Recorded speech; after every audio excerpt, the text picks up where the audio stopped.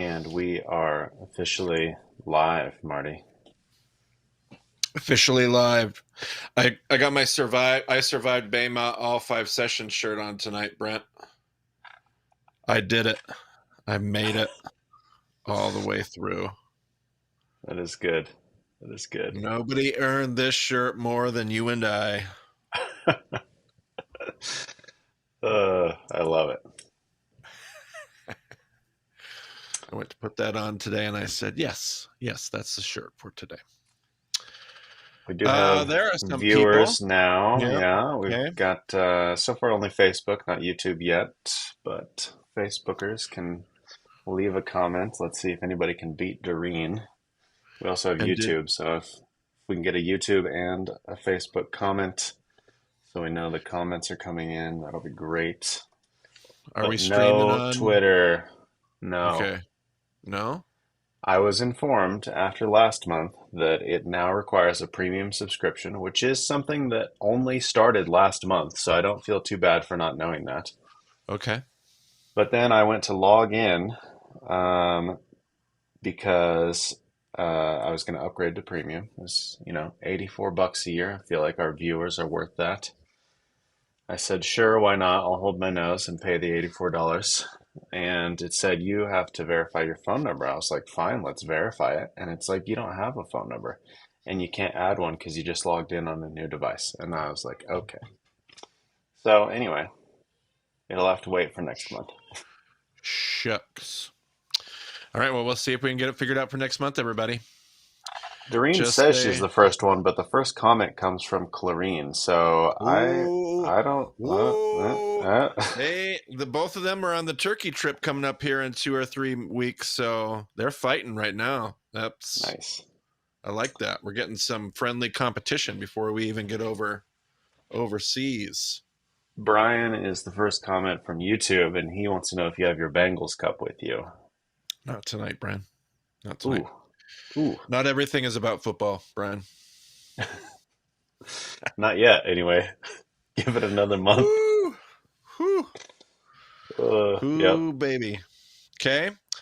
Well, our next Q&A before we get rolling is Thursday, September 19th. We're going to have Reed Dent join us. He's the last host that we need to talk into doing a Q&A. And he said, let me get the school year launched with his campus ministry, and then I'll do September. So September next month, September 19th, we're going to have, I'll be here to introduce Reed Dent. And we've been saving up Reedy questions. I don't know if that's a adjective or not, but Reed-ish, Reed-like, smelling of the spirit of Reed. I've been saving up those questions, waiting for him. So there we go. We're on YouTube. We're on Facebook. We're not on Twitter tonight. Hoping to be back next month. Liturgy, that's our next note. Well, and just to say, we already have questions. Can I put my question here in the Facebook comments? Yes, you can. I will be monitoring the comments and setting those aside. So feel free to get those questions in early and often. Yep. But yes, the liturgy, Marty. Yeah, Brent serves as our filter for all those questions. So you can get them in early and he'll stockpile them. You don't have to keep resubmitting them. Once he sees them, he files them and we see what happens. Liturgy starts Sunday, September 1st. Look at that. Brent Billings with the screen share. So that's with our website right giant mouse pointer. The giant mouse pointer. If you've been waiting to start the liturgy, like now's a great time to get that pulled together. So that will start. This is the third round. This is the third year that we've used this Bema liturgy. Basically, there's 4 parts. There's 4 quarters. I will take you through the whole Christian calendar built around seasons. Reed and I put that together. Josh and Elle are working on our next iteration, Bema Liturgy 2.0. And it will be, their plan is to kind of center that a little bit more around the Jewish calendar. Have no idea when that will be all done. We kind of hope within this next liturgy year. And then you'll have 2 options. You can either do option A, option B. We're going to figure out how to host that on the website and do all those things. But we're getting ready to launch for anybody that's been doing it for 3 years and you're like, okay, this is starting to run its course. You'll have another option you can jump into. This So there you go. iteration starts September 1st. That's the first Sunday. We did have to move a few of the entries around to make it work with where Easter and Pentecost and everything fell. So Yep. it's a little bit different than last time, but we We made did our some best. adjustments and it should work. We did our best. And there's a link there on that page for the About. Like you can go to the About link and it will give you like a few different videos. I think Brent will show you where that is right there. And it will Boom. give you a few videos to just kind of tell you how the liturgy is designed to work, how to use it, all that kind of stuff. So Kind everything of you need is an there. aggressive thumbnail. This is more aggressive Absolutely. than the liturgy really is, but I just love it. That looks like the energy I'm trying to go with. So like, come on, guys, do the liturgy. You do can the do this. liturgy. You can do it. Okay. Yeah, Anything else on the liturgy, Brent? I think that's it. Okay. Well, we're going to do our typical thing. We've got some selected questions that have been sent in over our various contact forms and channels and those kind of things. We'll also mix in some live questions. I couldn't believe we had as many questions in the document as we did for 1 month. We only had really 1 month worth of time, but we had a good little chunk. So we'll do our best. We'll try to make it fun and lively. Brent, anything else before I dive right in? I'll just say that I think Heidi's been saving her question because there's no way she typed that whole thing just now. Ooh, snap. Okay, I love But that. questions are coming in, so submit them and we'll see how many we can get to. Okay, sounds good. All right, our first question comes from Leona. Their daughter sent me your information. Just start at the beginning, halfway through the first season. Excellent. Find many of her comments and thoughts interesting. During your discussion about Jacob marrying Leah and Rachel, I noticed that you said he didn't marry Rachel until his second term of 7 years was done. You're absolutely correct. I did say that. As I read the text in Genesis 29, 25 through 28, it seems quite apparent. Be careful with how apparent. Be careful with those phrases. Quite apparent. It's always a little bit trickier than that. That while Jacob would serve another 7 years, he actually got Rachel after he completed the week for Leah. It does read that way on the surface. I don't think that's a bad interpretation. I have heard once a midrashic commentary that basically postulated that you don't get the thing until you do the time. So he had to do the time, but as the text says, he was so in love with Rachel that it was like a blink of an eye. So it was like 1 week. I'm not saying the text says that. So what I did when I was teaching that lesson without even realizing it was I conflated that lesson in the back of my mind, put those two things together, and misspoke. Because I think what you're reading there in the text is far more straightforward. I would just tip my cap to you on that one. I think you're probably right. I will probably clean that up and not say that when we do our reboot, which we're recording right now. Session 1 is in production. Maybe we'll talk about that more later by the time we're done tonight. But yeah, I'll probably clean that up, Leah. Or not Leah, excuse me.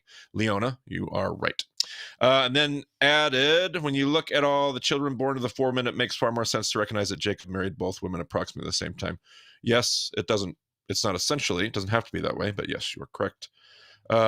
You may have already addressed this issue, but I thought I would bring it to your attention. Regarding the story of Abraham having so much flour to make bread, Marty said he was sure that a pound of flour would make more than one loaf of bread. Again, I misspoke. This is going to be there's going to be quite a few questions we got on here tonight. Okay, everybody, it's going to be a hard night for Marty. A lot of people writing in to let me know about things that I got wrong. And you're right. You're just right. You're just right. Now, having said that, a pound is 16 ounces, 2 cups of flour, which is less than half of what it takes to make a standard loaf of bread in today's world. It was Brent Billings that did the math. Not to throw Brent under the bus, but I'm going to throw him under the bus just so that I can save him, because I spent this afternoon looking up what it would take, and it would take about half of that, so about 2 cups of flour to make one loaf of what you would expect in an ancient Middle Eastern. And she goes on to say here, if the bread was flat bread, it's still pretty similar in amount. Not necessarily, they just make smaller loaves. It's a different sitting, and we got to be careful we're not projecting our modern situation. So to save Brent, I misspoke. But to save Brent, I looked up 3 different sources that said 60 pounds of flour, 60 loaves of bread. I can't remember what number we gave in the episode, but 60 pounds of flour, 1 pound per loaf. Still seems crazy to me, but I checked with my wife. She said that would be about right. Today it is. Today it's about 2 pounds of flour for a standard, or at least 1 whole pound of flour for a loaf of bread. So there you go. There you go. Making corrections. We'll clean it up in the future. Brent Billings and I will. Bruce said this: I'm currently on episode 186 of Revelation. I can see where apocalyptic literature is meant to comfort the people that receive it. But are these real visions as they are stated, and the prophet just wrote down what they saw? Or is it the vision, quote unquote, is the vision hyperbole, and the writer is using their literary abilities to send a message? Basically, did Ezekiel actually see visions of God? Did John see lampstands or not? I'm not sure hyperbole is quite the word you're probably looking for there. Hyperbole would be exaggeration, maybe allegory or something like that, or just utilizing I don't know if literary device might be the right word, storytelling mechanic, something like that. Yeah, I don't know. I think a lot of people are going to typically assume that what the author said happened. If they got a vision, they said they got a vision, then that must have been what happened. I think that's totally fine. On the flip side, almost all apocalyptic literature follows the exact same motif, the exact same template, the exact same device, which could easily mean that every apocalyptic vision was really based off of a real vision. If that is somewhat, like some people, it's like, yeah, of course, duh. Why would you suggest anything different? Okay, that's totally fine. For some people, they're like, I feel like an author is going to just as easily use this same template, and they're going to use it kind of like in this wink, tip of the hat, kind of like, you know what I'm doing. And if that makes more sense to you, I think that's totally legitimate. I think, yeah, totally. For me, at the end of the day, for this question, I don't know. For me, it doesn't matter. Don't care if they saw a vision. Don't care if they didn't. If they're leveraging a genre, an approach, a literary device for their apocalyptic means, I'm totally good with that. Doesn't bother me at all. Wouldn't lose any sleep over that. Some people might lose sleep over that. Some people might hold to just they said, well, the writers of the Bible said a lot of things, so knowing what genre of literature we're in is always important. Like Revelation will also say there's a 10-headed dragon, 7-headed dragon with 10 horns on each head. Like there's maybe some people that read that literally. I don't know many, even the most strict literalists. When the psalmists use poetry to talk about, and hyperbole, like literal hyperbole, to talk about the things they're experiencing. I think we know how those things are leveraged. So the question is, does the audience, does the author, are they assuming these assumptions? Are they assuming that does everybody understand the moment that we get started, this is what's happening? Then it would bother me a whole lot less. But could be either. If you need it to be one or a preference, I think either one makes sense, and there's plenty of stuff there to make a case. If you were to push me into a corner, I think, I don't know about the original visions. I don't know about Ezekiel, Daniel, like that kind of stuff. But when it comes to John writing Revelation, I tend to think that he's kind of winking, like, you guys know this stuff. You've heard these stories before. You know what's going on. And I think he's leveraging a genre that they're familiar with. Here's a live question. Can we go over why we take communion in memory of Jesus? Out of all the things that we could do in memory of Jesus, why is communion what he said? Oh, Molly. That's a great question. And it is going to be one that is, depending on what Christian tradition you come from, you're going to answer that in lots of different ways, right? If you're going to come from a more Catholic or a high church, and we're going to talk about sacrament, and we're going to talk about how sacrament functions in terms of being a conduit for experienced grace and other traditions, the power of reflection, or even the Lutheran tradition. And we go from transubstantiation to consubstantiation. What's actually happening in the moment of the meal? What's happening in that? All those things are worthy conversations. All those things have beautiful things to say and beautiful points to be made. I grew up in traditions that probably held it far more symbolically. But let's try to bring all of these things together and try to see what's truly being exercised here by the early church. When the early church is taking communion, one of the things that they're doing is they're remembering the essence, the thrust of the movement. And the movement is based off of a communal meal. Like, this communal meal is a place where it's like the purest expression of unity.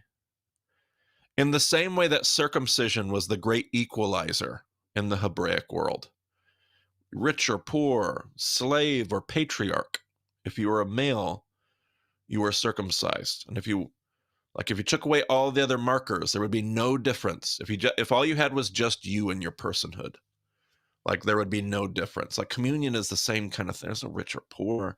There's no male or female. There's no Greek or Jew. There's no slave or free. We gather around the table. We remind ourselves of what Jesus came to do. He came to make a new humanity. He came to tear down the dividing walls. He came to Paul will turn this even missionally, like he'll almost turn it externally, outward facing, and say, whenever we do this, we proclaim the coming of Christ. It's something that we say to one another. It's an internal message. It's also, for anybody watching and looking in, it's an external message. This is what we believe about Jesus. It's a million things. Like, we could talk for literally this whole Q&A just about all the things that we like. It's all the symbolism of Passover and the Seder meal. It's about liberation, deliverance. It's about the afikoman and dessert and the beauty and the sweetness of Jesus's rescue. It's about the way that Jesus lays down his life. It's a reminder that power, rescue, redemption doesn't come through power and imperial triumph. It comes by laying your life down in Philippians 2. And it's all of these things. It's a moment where we get to say yes to Jesus. It's a moment where we get to renew it's all the things. And I think that's why we do it. Looks like you had a follow-up comment. Why would it matter to Jesus? I don't think these things do. Like, I don't think God does these things for him. I don't think Jesus does these things. These are things for us. All these things are gifts for us. God doesn't need anything for us. He says that in the scriptures. Like, if I was hungry, I wouldn't tell you. Like, I own the sheep on a 1,000 hillsides. Like, I don't need. So God doesn't do these things because he needs them. He might do them because he wants to experience them with us. But a lot of these things, even going back to, say, Torah and the Levitical code, these things are often given to give us a doorway that we can walk through and to provide a space into which we can cleave to the divine. And so those are things that that I think of when I think, as on one level, it's a beautifully wonderful question. It's wonderfully straightforward. And the moment you start getting into it, the thing just starts, like, layer upon layer, just kind of starts falling open. So many different things to think about and talk about. Looks like we had a follow-up to the Revelation question. A little detail you might find interesting about Ephesus related to Revelation: the inclusion of the gymnasium was important not only for its size. It represented a specifically Greek style of urban life, emphasizing both mental and physical exercise. Here, athletes trained, philosophers taught. More important for our interest, the complex appears to have been built to honor Domitian as Zeus Olympius with his own Olympic festival. Absolutely. I think we cover all this, I think. We know that the Ephesians, I definitely teach on it in Turkey. We know the Ephesians established their own games in the Messianic period from an inscription found in the island of Iassos that commemorates the victory of Metrobius at the Ephesian Olympics about 90 CE. That's fascinating. I might take that with me to Turkey, that little tidbit. Although Ephesians had established their festival in honor of Domitian, they had to discontinue the games when he was assassinated. They were reinstituted. However, about 30 years later, boy, I would doubt it took that long, to be honest. This time in honor of Hadrian, as Zeus Olympios. Yeah, absolutely. I think that will go right along for anybody that's listened to our stuff on Hellenism, session 3, Silent Year stuff. A lot of that should be ringing bells. Chris says, I don't know if you've touched on this in a particular episode, but what's the significance of the materials in the statue of King Nebuchadnezzar in Daniel? That's a great question. All those images and all those statues, and not just in Daniel, but elsewhere, you see these images and the statues and any apocalyptic images and all those things and what they mean exactly. I mean, it's always going to be debated. I can't sit here on a Q&A and be like, gold means this, iron means this. Like, there's going to be different ways of seeing that. You can read people like the Jewish philosopher, theologian Philo, who was a far more Hellenistic, allegorical thinker. He's going to do all kinds of things with these kinds of images. Not necessarily Daniel in particular, but that school, the Alexandrian school of thought, would do one thing. Other schools of rabbinic thought, even later in history, will do other things. Those kind of, but typically, like there's a typical posture that I think is always helpful to be used to, which is typically those images, they're not just arbitrary, they do mean something. So iron is typically going to depict strength. So when you see that the feet are iron, or the legs are iron of the statue, that's strength. That kingdom is, the image there is strength. Iron mixed with clay. Okay, that's strength, but it's a weakened kingdom, right? Bronze will have different things that it will be like tied to symbolically. Gold, whether it's affluence, wealth, honor, opulence, the way that that kingdom might be viewed a particular way in the world, that kind of stuff. So there you go. Those are the images there. Live comment: is there a connection between Babylonian wise men who couldn't interpret Nebuchadnezzar's dream and the wise men from the east in the Christmas story? Everybody's got their theory, Hunter. Hunter, hey, what's going on, brother? Everybody's got their theory. I am of the theory that they did come from Babylon. That not necessarily there's a direct connection between those wise men and those wise men, but that's the world that they're coming from. That same world, Babylonian wise men. What I find interesting, see, right now I'm almost done. I'm writing out the book of Daniel, and I'm almost done. I'm right at the end, like the last chapter. And one of the things that has been impressed upon me as I wrote out Daniel was how Daniel, like, so there's all these wise men, satraps, governors, rulers, magicians, whatever you want to call them. There's this list, and then David and his friends are on the outside, and then they get worked into the inside, and then they eventually kind of like take over, and they have some problems and different pushback and oppression. But then, like, eventually, like, they're kind of running. So, like, as you read the book of Daniel, you get this real sense. It gives me Esther vibes, right? It's giving me Esther. Like, there's this, like, you get the impression that the people of God, the exiled people of God, are impacting the schools of thought, these sectors, these industries within the Babylonian Empire. Like, they're having an impact. And so is the reason, I'm not saying this at all, I'm not even really trying to suggest this, I'm more smiling at your question and just toying with it in my mind.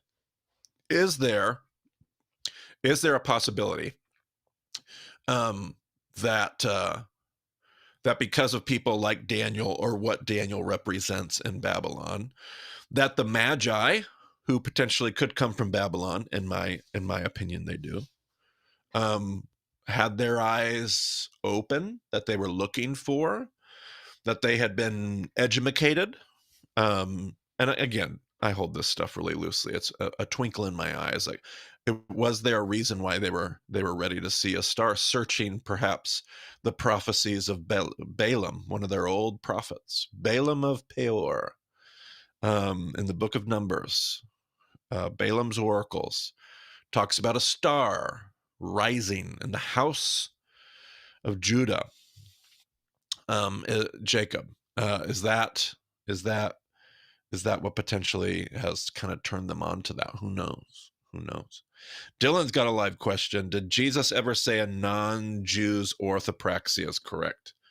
I mean, my knee-jerk reaction is, yeah, absolutely. I would want to check myself because I'm like really quick on the trigger. Like, yeah, of course. I mean, the one that immediately comes to mind, and there's others, but the one that immediately comes to mind is I'm trying to think of the. It's going to be right after the Sermon on the Mount in Matthew. It's going to be in other places, but I'm going to say Matthew 8. And there's a centurion that comes to Jesus.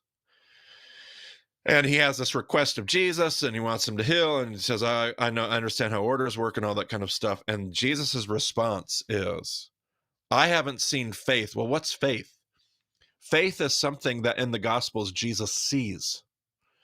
Faith isn't cerebral, academic orthodoxy. Faith in the Gospels is orthopraxy. So what he's saying is this Roman soldier has an orthopraxy. His faith, and by orthopraxy, I don't mean his entire body, his entire corpus of practice. I'm sure he probably has a lot of things that could be critiqued. But in this moment, what he's demonstrating, his orthopraxy, gets Jesus's attention. He's like, I haven't seen faith, I haven't seen practice. I haven't seen trust. I haven't seen faithfulness. Emunah would have been what he said in the Hebrew.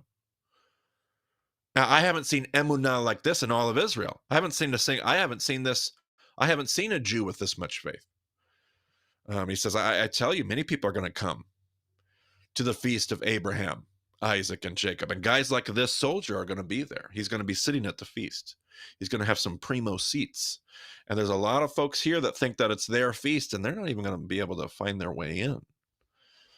So yeah, I do. I think it's a great question. I think the answer is yes. Christina, she wrote in on my birthday. Any other questions on my birthday? Nope, just Christina.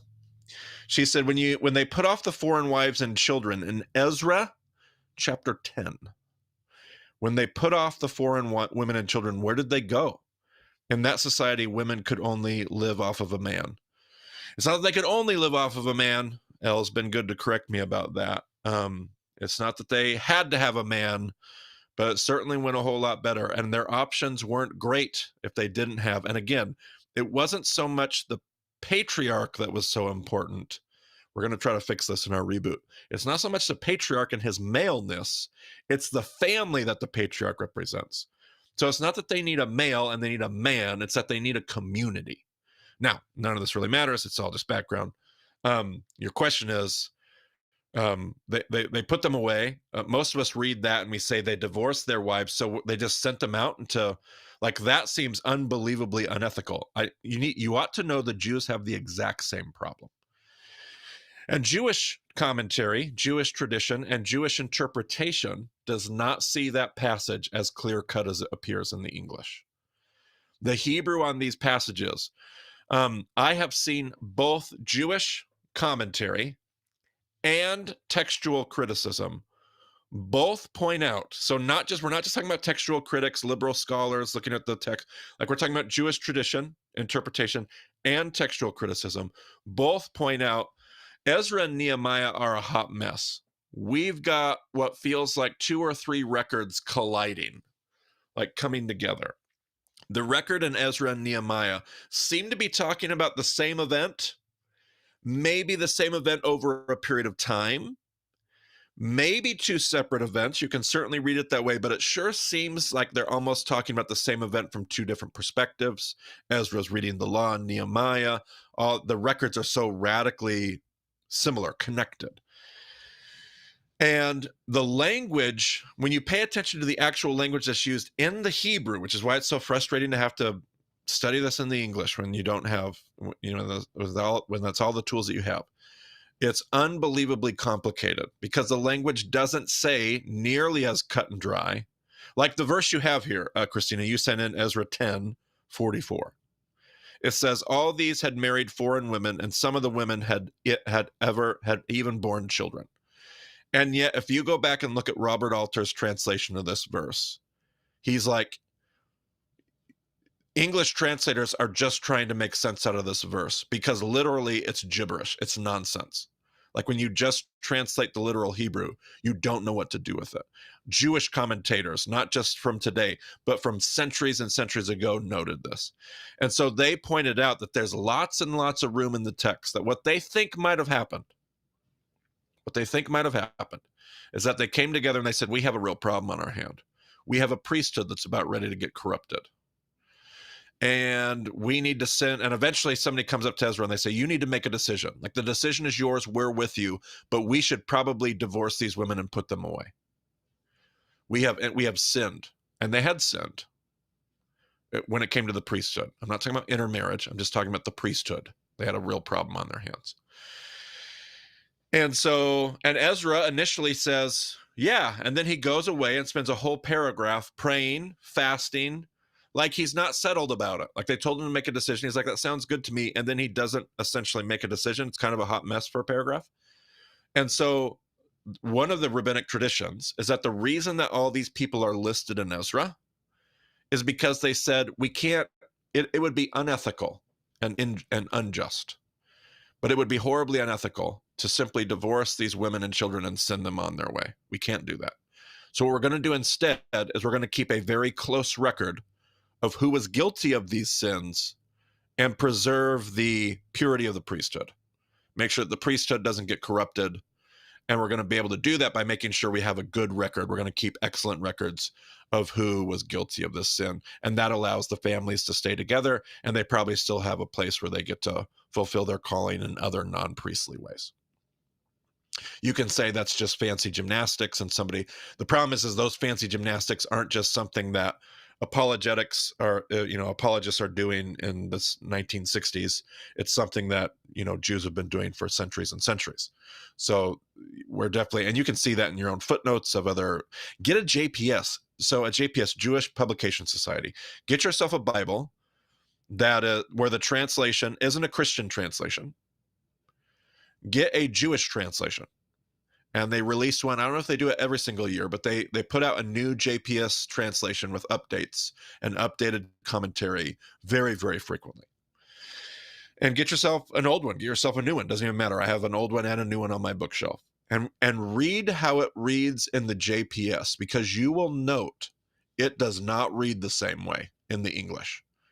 The Jewish English translations, from a Jewish perspective, do not read the same that your Christian Bible does. I'm not saying the translation is wrong. It's a hot mess. Everybody in your footnotes, every translation note you're going to see is going to say, this is very, very difficult to translate. This doesn't actually make any sense. And so the Jewish translation is using Jewish tradition and perspective to make sense out of it. Christian tradition is using its typical translation parameters to give us the best rendering. And that's how so that was a mess, Christianity. You thought that maybe that was going to be an easy question. It's not. It's unbelievably messy. Live Facebook question from Heidi. I recently discovered the story in 1 Kings 13 where King Jeroboam stretches out his hand toward the man of God from Judah who had prophesied to him against the altar at Bethel. But when Jeroboam stretched out his hand and said, seize him, his hand shriveled up so that he could not pull it back. When the man of God interceded on Jeroboam's behalf, God restored Jeroboam's hand. Does this incident have any correlation? I knew this is where you were going to go, Heidi. Does this have any correlation to the man with the withered hand from whom Jesus healed in 12:9 through 13? Was Jesus' healing of this man a sign of some kind of the Pharisees that would make them recall the Jeroboam incident? Perhaps a reference to Jeroboam's idolatry, lack of respect to God's holy altar. I've always been so moved by Jesus' healing of the man's hand on Sabbath, his willingness to go against the Pharisees' strict observance of the Sabbath with no thought of the higher law of love or compassion that Jesus was exemplifying. Or perhaps it could have just been a sign to them that the Messiah had come to heal their dried up spiritual state. Heidi, I don't know where you're at in the podcast. It feels to me from your language that you're probably earlier than session 3. In session 3, what we're going to talk about is the principles of Pardes. Now, Pardes was not something that existed in Jesus's day, but the principles of Pardes did exist in Jesus's day. And part of what we'll talk about in session 3 when we talk about Pardes is this principle of Remez. And remez is it's like a hyperlink. It's a callback. So whenever a rabbi is teaching, they're always teaching about something in the text. And so if you're not in session 3, Heidi, this question is brilliant because we haven't even taught you in the podcast yet how to think that way and how to look for that. I have never thought of that. I've never even tried to connect these two stories. Didn't even enter my brain until you just suggested it. It's brilliant. And I don't know what the drosh is. I don't know what the takeaway is at this point, because I would need to sit on it and go back and study the context and try to figure out what's being alluded to. So as far as what is being said, I don't know yet, but the connection there is brilliant. That is such a good connection. Now, if you're not in session 3, here's the thing that I hope we'll be able to address in session 3. I wouldn't so much call it forward like a sign. I would say Jesus is calling backwards to illuminate. Jesus is using this opportunity as a teaching tool, not pulling something forward, but asking those Pharisees, those people in the synagogue, to look back. Consider this story that you've heard us. You're right on top of it. It's just nuance. What I'm talking about, it's not even really a corrective or a correction, because it's just nuance. What we're talking about is nuance here. But yeah, I mean, a big yes to what your question is. I don't know what the takeaway is. I don't know what the conclusion is. I would need some time. I would need a few hours to really sit with this story, consider some things, look at some stuff, maybe even more than that, to really feel like I had a takeaway. But that is brilliant. It's brilliant. It's fantastic. If you are in session 3, then you're just nailing it. You're just killing it. Like, this is exactly what we're doing. So yes. So just 2 thumbs up, Heidi. You nailed it. Good job. Kendra said, "Hey, I just wanted to say thank you for all the work you've done. I'm just a mom of 4 young children doing mom life. But in the last 8 months, I've listened to all 5 sessions." That's doing some good work right there, Kendra. I kept plugging because I wanted a better big picture view of the Bible. I'm going back to the start now, and we'll go slower and read the text more. I want it to be part of me. Thanks again from an Ontario mom. Well, you're welcome. Thank you for sending in those kind words. Like, this is exactly why we do Bema. We do this for baby moms. What'd she call herself? Mom of 4 young children. She called herself an Ontario mom. Like, we do it for Ontario moms, so that people can really just learn to love the Bible, learn to ask great questions, have the Bible come to life.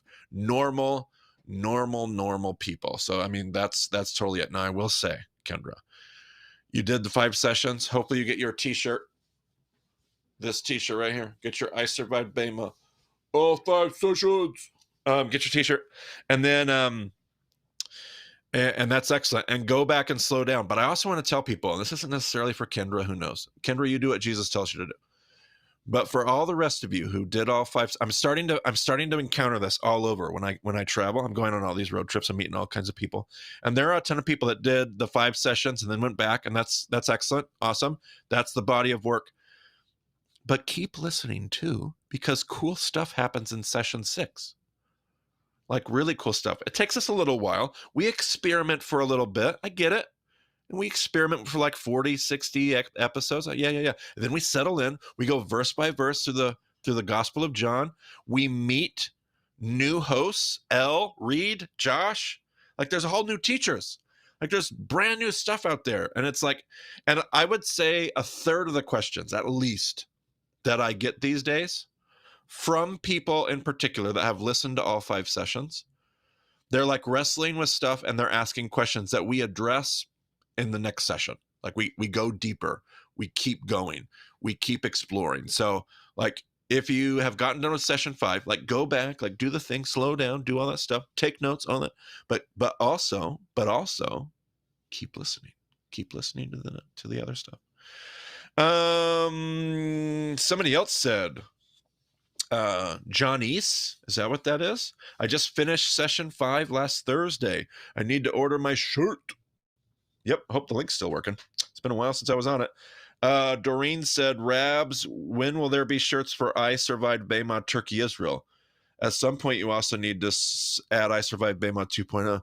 I don't know. It's not on my to-do list, Doreen. Sorry. It's not on my to-do list. So many things to do. So little time. Let's see here. Ben asked this question, and apparently Brian on Facebook also asked this question. There's no way. There is no way that two different people asked this question.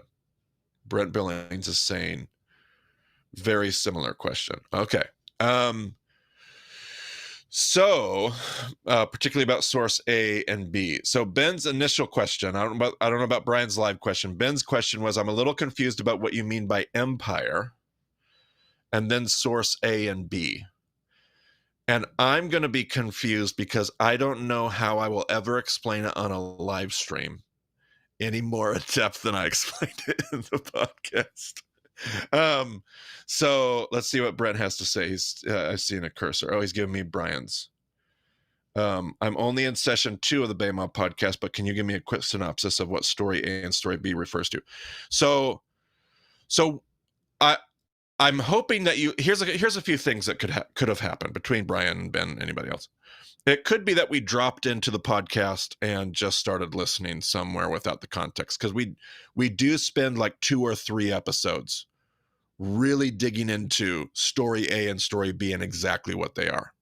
So source A, source B. There's like 2 or 3 episodes I'm sure Brent will put in the comments.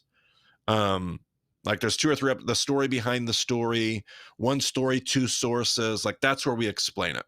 So part of what's happening is somebody might be dropping into a podcast without listening. This is why the journey is important. So you start at the beginning and you follow this journey, and you don't skip episodes and skip sessions, because then you miss the explanations for all this stuff. I'm still going to answer your question. Don't worry. The other thing that could be happening is people listen to this stuff when they're driving, when they're working out, which is totally fine. Listen, I totally get it. There's no critique about that. And we just kind of like miss the stuff that I know what it is to like half listen to something while I'm doing something else. And because so episode 40, episode 18 is A Tale of Two Kingdoms. A Tale of Two Kingdoms is going to be episode 18. That's where we're going to pull apart the idea of empire. That'd be for Ben's question.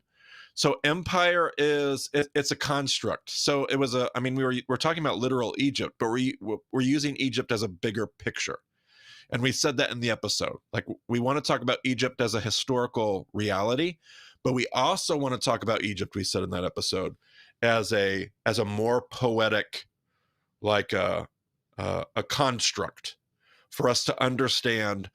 There's shalom, and we say it 100 times in session 2. Like it's the maybe session 1 and session 2, because we introduce it in session 1, like especially when we're in the desert, right? Empire is the stick versus invitation.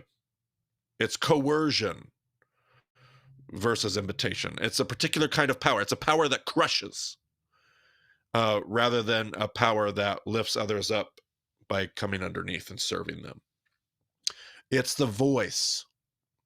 It's the power of leading with your voice. It's shepherd rather than pharaoh. It's a shepherd's stick rather than the king's oppressive staff of fear. It's fear versus trust. So empire is the antithesis of shalom. So empire is wherever we're going to build something on the back of other people. Empire is when we're going to, for the sake of efficacy or efficiency, life is cheap. There are people on the margins that don't matter. We're all doing this for a particular norm or a particular majority, and everybody on the fringes is just collateral damage. That's empire. Empire is building a kingdom on my own strength. Empire is the work of flesh. Shalom is the work of spirit. Shalom is letting God build something. Empire is about me building my name. Shalom is about building God's name. Empire is about winning. Shalom is about losing in a Jesus-like way. Losing for the sake of others. That's empire. Now, let's go to story A, source B. So source A, source B referred to 1st and 2nd Samuel, 1st and 2nd Kings. Okay? 1st and 2nd Samuel, 1st and 2nd Kings is one version of the story. 1st and 2nd Chronicles is another version of the same story. They're the same story, but there's two stories. It's one story, two sources, if you want to put it that way. It's the same period of history, but one is told as headlines. One of them is told as if you're reading the newspaper. Like, picture if you lived back in the Vietnam War and you were reading the newspaper. You're getting a real-time. Now picture you watch a documentary on Netflix about the Vietnam War. Time has given us all kinds of perspective, and it greatly shapes what's being recorded. Same story, Vietnam War, same period of history, same thing, and it's being told from two different places. So two different sources. Source A, source B. Source A is Samuel and Kings. Samuel and Kings is told like headlines. It's a real time, more in the moment. I'm not saying it's literally real time. I'm saying it's told from a perspective that is more in the moment. Chronicles is written 500 years later with all kinds of perspective and hindsight. You learn a lot after the kingdom falls apart in multiple ways, after you sit in exile for a long time. Chronicles tells the story, same story. It's about David, it's about the temple, it's about Solomon, same story, but radically different perspectives. That's source A, source B. And those two sources seem to have an agenda. That's what we mean when we say story A and story B. If you're telling the story from Kings and Samuel's perspective, if you're telling it from a more real-time perspective, the story's about morality and moral failure. If you're telling the story from historical hindsight, with all this perspective, 500 years worth of perspective, they're like, no. This was about us building empire. Like, this wasn't just about, I mean, it was. Like, there was plenty of sinful immorality to go, but this wasn't just about David's sexual sin. Like, that was all a byproduct of something else that we were doing. We were trying to build temples and kingdoms and empires. We weren't doing the thing that God asked us to do. And so the same period of history is told from two different perspectives. And that's the idea of source A, source B. But I would just go back and listen to those episodes again, because we took about 10 times as much time to try to explain it there. So I'm just feeling really insecure about my ability to teach. John says, this is our last one before our special segment. John says this: please help me with this. I'm going back over the lessons from Genesis, and I'm in chapters 6 through 9. Marty described the covenant chiasm. The word cloud, anan in the Hebrew, is mentioned only 4 times in the English, but 5 times in the Hebrew. I've been trying to find the 5th mention of this word using an interlinear Bible, but I just don't see that it's actually used a 5th time. The point was that there's a middle usage of that word, and the text coincide with the middle usage of other keywords, covenant, earth, and bow, and that they all lined up in verse 13, 14, suggesting this is the center of the point of a chiastic text. Can you help me by letting me know where in the text the 5th usage of cloud, anan, is? I sure can. What was the name before I lose it? John. And I left this. We're going to go from the beginning so that people can see. I want people to see what I do. So here I am. I'm sharing my screen. And I'm going to go right over here to Blue Letter Bible. I get to it from this little site right here. As soon as it comes up, I'll show you. What? My bookmarks are so old. Why is this not working? What is going on? Doesn't matter. Let me just go to Blue Letter Bible. I had a way of getting into this. All right, here we are, Blue Letter Bible. Let's just do that. I just went to blueletterbible.org. This is my source here, okay? We're going to go to Genesis chapter 9. Here's Genesis 9. We want to find the verse that we're looking for. I think you said 13, 14. I think it's going to be 14. So I'm going to go right over here to verse 14. Yeah. I'm going to open up verse 14. Make sure I'm on the right verse. There we go. There we go. So this is a verse 14 in the Hebrew right up here. And you can actually hover over the word and it will highlight the word that you have, right? Okay. So It shall come to pass, that's right here, Vayhaya, right? When I bring, and you can see it, you can see the root word, they're the same word right here. This is the one you're missing right here, John. This is your first one. This is the word. Look it down here. If you want proof, the root word is anon. The root word is anon. So when I bring a cloud, so when clouding I cloud, you could translate that. This word is cloud right here, up here. This word is cloud. This word is cloud. This is ba anani anan. So this is just in. Bait is just in. It's making this a verb, and then this is cloud. I'm probably getting all the technicality of this all wrong, but there you go. There's your other. I'm sure the words I'm using are not technically correct. I'm like totally mind blanking right now. But there's your anon. There's your anon. The anon you're missing is right here. Hope that makes sense. There you go. There you go. And when I cloud the clouds, and it comes to pass when I cloud the clouds, and it comes to pass in the clouding of clouds. Clouding of clouds, two clouds, boom, boom, boom. Hope that makes sense. And I did that just so that we could learn how to use our Bible tools. Hopefully that was helpful.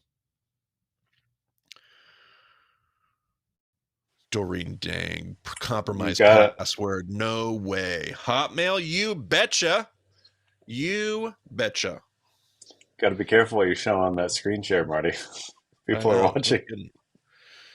I know it. I was careful. I did look over everything before I showed anybody anything. So, all right, Marty, it's time. It's time. Play the music. There's our theme music. It's time for our rapid fire responses. That was so loud when we were getting ready, and I don't feel like it was that loud this time, Brent. I don't know. What do we call this? Ecamm? Ecamm was just messing with us. I don't know. People tell me if it's too loud, not loud enough. Fill the comments. What's the theme song? Yeah. Too much. Is it not allowed? Not loud enough? People tell us in the comments. Was that volume just right? Too low, too high? You decide. Here we go. Rapid fire responses. Carolina says, do you recommend reading the entire Bible before starting a Bible study or the Bema podcast, or can we do them simultaneously? I don't care what it takes to get you in the Word. I don't think you should have to read the whole Bible before you do the Bema podcast, before you do any Bible study. I don't think that's necessary at all. You do absolutely anything and everything that gets you in the Word. Don't ever tell yourself, I have to do this before I can do that. There are no rules to getting into the Bible. Just get into the Bible and get into more Bible. Are there better practices? Sure there are. I'm not saying that just everything's the same. But no, you don't have to read the whole Bible before you. It will probably work a particular way for those people that grew up around the Bible, know a lot of the Bible. But I've also heard from lots of people who did not, who are learning about the Bible almost for the first time in Bema. And they often say that it's a great journey. So you don't need anything. All right. Rapid fire responses. Mindy says, I'm inquiring about the episode of the podcast where we talk about Sodom and Gomorrah. The most clear episode. We're not going to necessarily do a deep dive through the story of Sodom and Gomorrah at all, Mindy. To date, we really haven't done any episode through the entire story. But the most probably direct treatment of the story is a episode called God Hears Their Cry. The God Who Heard the Cry. Something like that. Brent will give me the episode and he'll put it in the comments. But the God Who Heard the Cry is going to be the episode where we probably talk about it the most. We dance around it in the episode, I believe, titled Here I Am. I think we lead up to, it might be the episode right before Here I Am, but I think it's the Here I Am episode. We basically cover the chapters that lead up to the Akedah, the binding of Isaac. So there you go. Episode 17 is the God Who Hears the Cry. Episode 11 is Here I Am. There are a few episodes, Mindy, where we'll get close to it. We'll kind of bounce around it, but there you go. John says, I heard a teaching on Goliath that based on the numbers given for his height and weight of armor and spear, Goliath represented Satan. It does say his armor is. We taught something very, very similar to that on the podcast in an episode titled "Throw Your Stone." Um, it does say his armor is made of scaled bronze, so I can see the metaphor. However, I see that 17.5 lists the armor weight as 5 hamas. Would the symbolism of him having a number of 656 or 566 be the same or similar? Maybe that he's nearly Satan, or does it change slightly? No, I don't think so. I think you're probably toying with the wrong numbers. So the Jewish tradition that will make this connection is going to point out the scales. It's going to point out the 6 shekel spearhead. It's going to point out his 6 cubit height. And it's also going to point out his 6-fingered brother. So Goliath has a brother who has 6 fingers. We learn that not in the story directly. That story is going to be told in the parallel story in 2 Samuel, maybe in Chronicles. Anyway, there's a parallel telling about Goliath and his brothers, and it points out the and Brent is now telling me it's not the Throw Your Stone episode. We didn't title the episode Throw Your Stone. It's titled A King After God's Own Heart. It is that episode, but not the title, I thought. Boom, got it. So episode 39 is titled A King After God's Own Heart. And that's where we're going to, so the 666, that's not just like a crazy Bible teacher's idea, like some crazy sermon you heard. That's Jewish tradition. One of the ways that Jews will frame that story. I think it's absolutely there. I think it's undeniable. So you're 6 cubits high, your 6 shekel spearhead, and your 6-fingered brother, and an armor made of scales. And it goes on from there. Where does Goliath have a stone? Right in his head? Where does Genesis say the serpent's going to be killed? A crushing death blow to his head.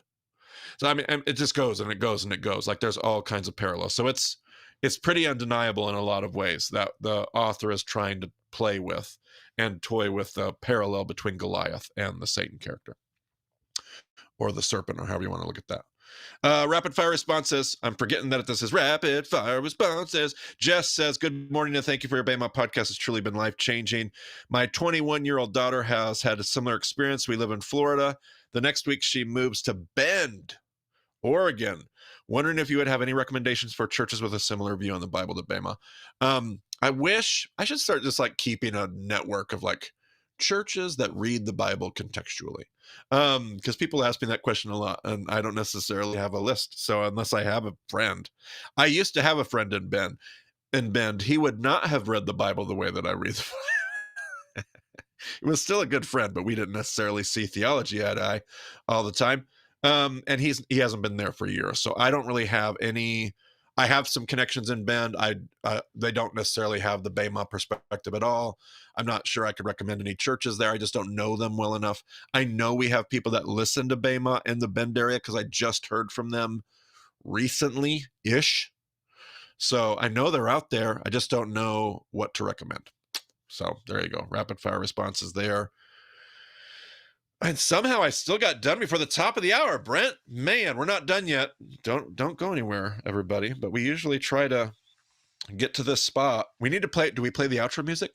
Give it Yeah, to us. I gotta do it again. I made some adjustments. All right, let's see it. Boom. Clarine said it was perfect. Everyone else said it wasn't loud enough. Except Brian David did say that it was loud enough when you performed it live in the middle there. So that was Okay, good. I do love that. I do love that. Thank you. Thank you. Well, we always do like to we do love to pause in the middle of our live streams and always take a moment. And I know I say this every time. And I say this about this every time. I know that it's a broken record, but it's a broken record that is coming from like we mean it. Just because something is the same every time doesn't mean it doesn't mean anything. And we are powered by supporters, listeners. You know the old PBS. Anybody back from the PBS days when you'd get done with like Reading Rainbow? I just watched a documentary on the plane about Reading Rainbow. That was a show, man. Dude, LeVar Burton, come on. So good. And you'd get to the end of that and be like, any PBS thing would be like, PBS is made possible by viewers like you. Like this whole thing is made possible because of listeners like you, and we have so many people that are giving to the ministry at $10 a month, $15 a month, $8 a month, and there's so many of you that you're making a huge difference, and we're able to have people like Brent on staff. And when we started for the first few seasons, Brent wasn't on staff. Everything he was doing was volunteer. And it wasn't until about season 3, season 4, where all of a sudden Brent joined us, and now the team's growing, and there's others that help us do hopefully more of the same good work and help us do more production. And when I talk about rebooting session 1, like that's all because we actually have the manpower and the ability to do that, let alone the computers. I just got an email from our financial audit this last week saying, are you still using, and it lists off all that, and it listed off all our podcasts and equipment and my computer. And the answer to that question was yes, very much so. So all that stuff is, we're very grateful. Like, people say thanks all the time. And I mean, honestly, we get to do the things that we love. I get to do what I love. I get to teach people about the Bible, and people say thank you. That is a pretty good gig. We're very privileged. We're very spoiled, and we want to steward. We want to steward that privilege as best as we can, in ways that hopefully any donor that gives to our ministry would say, you're doing good stuff. Keep doing more of that. So, Brent, what would you have to add to that? Let's see some comments here. Yeah, I threw in a couple live comments. Elizabeth said, I just started season 4 today.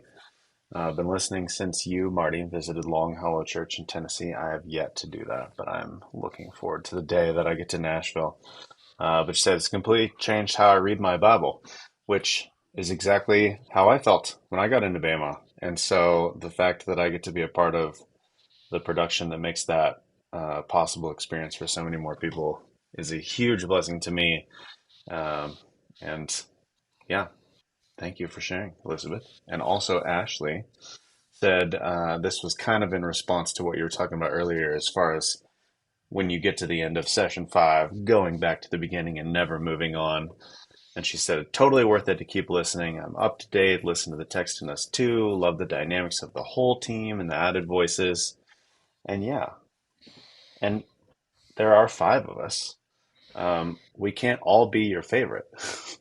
You are probably going to resonate more with Reed than the rest of us, or you're going to resonate more with Josh than the rest of, like, that is why we wanted to add these extra voices, because it gets these new perspectives. It gives other people's ideas a way to flourish, and it's not just, a one man or a 2-man show. Yeah, and man, some of their stuff is just so good. Like, I'm listening to these series that because eventually we get to like session 8 and 9, and now these hosts are kind of designing their own series, and we're all helping out, but it will be L's series, and they're so unique. I would have never done that series that way. I would have never touched on, and sometimes I get into stuff and I'm like, that is amazing. Like, I'm literally listening to it for the first time along with all of you when it comes out on Thursday, and I'm like audibly like, oh my goodness, it's so good, as I'm listening to it in my living room. And that's just one example of what we're able to do, because of supporters and stuff. So we're not going to try to keep just doing more. That's pretty anti-Bema. That's pretty anti-Sabbath. To just keep doing more and keep doing more and keep trying to. We're not going to try to build an empire. We're not going to try to just produce more for more's sake. We are going to try to get better at what we do and produce more as we have the ability and the manpower and the woman power and the people behind what we do. So there you go. Anything else you'd add, Brett, before we dive back in? Just say thank you once again. Indeed. All right. 9:04 p.m. Eastern time. I'm jumping back in. Johnny's, I hope I'm saying that right. That's a fantastic name. Is there any correlation between the 11 eunuchs' names and Haman mentioned in Esther and the 12 disciples? Oh, goodness gracious. Oh gosh, I've never thought of that. I mean, I don't know of a connection. I wouldn't think so, but I'm really unsure. as I think about the possibilities. Um, such a good question, Johnny's. Uh, I do know that there is, and I know this because of Elle's work in her podcast. She just got done translating Esther. And George, her husband, I believe, was making a point that the Jewish tradition says that they're listed and they're named because they do have relevance to the story. And I believe that the Jewish tradition says that Haman is or was one of the eunuchs that's listed at the beginning. So do with that what you will. But I had never counted them and realized that there was 11 plus Haman. Good gravy. That's a fantastic question. I don't know if there's anything there. My safety valve is going to tell me like, no, don't try to see something there that's not there, Marty. But I don't know. It's really good. It's a really, really good question. And Janice says, I'm absolutely saying the name correctly. Yeah, got it. Well, that's a beautiful name. I love it. Love it. Lynn says, oh yes, here was this question. I put this in here on purpose. We'll see if I can remember and talk about this intelligently. Lynn says, I truly admire your work and appreciate how you gently share well-known midrashim with your Christian audiences. These insights add depth and vibrancy to the biblical narratives. I'm also a fan of Rabbi Foreman's Aleph Beta and the other resources you highlight. This is a different comment than the one I was thinking about. So I misspoke there a moment ago. Your efforts to introduce Hebraic nuances that are often missed in English translations are commendable. There are additional Hebrew elements that sometimes get overlooked, likely due to time constraints. Absolutely. I mentioned the following with great respect and in the hope that it will enhance your future episodes. Lynn, you're doing a wonderful job being very gracious and kind. I see that, and I love that. So there you go. But Lynn says, occasionally the Hebrew pronunciation can be a bit off.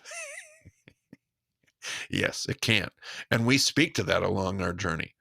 We admit that we are not the source for great Hebrew pronunciation. That's for sure. It might be beneficial to run your Hebrew terms by someone fluent in biblical Hebrew before podcast production. I mean, yeah, that would be quite the extra wrinkle, but here's the good news. When we say keep listening because we add people, you've heard me say her name more than once, Elle.